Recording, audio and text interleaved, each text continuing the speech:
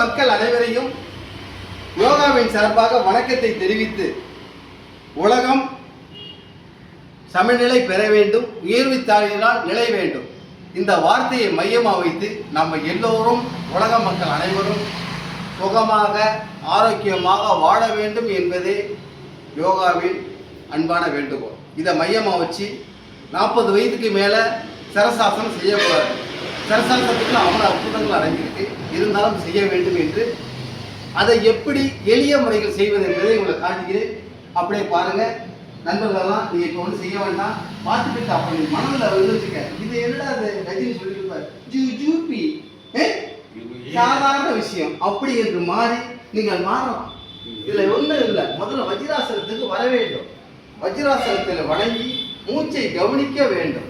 மூச்சை கவனித்து அப்படி வந்துருக்கேன், நல்லா தெரியும். கையை இந்த இடத்துல இப்படி வச்சு உச்சந்தலையை வச்சு அப்படியே கால்களை மடக்கி செய்ய வேண்டும். 1 2 3 10 சொல்லுங்க. 1 2 3 4 5 6 7 8 9 10 வேகமாக போயிட்டு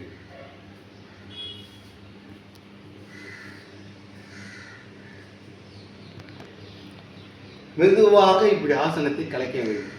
இப்படி செய்யும் போது கண்களை பார்த்தால் உடலில் உள்ள ரத்தமும் தலைக்கு வந்து ஏறிவிடும். மணிக்கணக்கெல்லாம் தயவு கொண்டு செய்ய வேண்டாம்.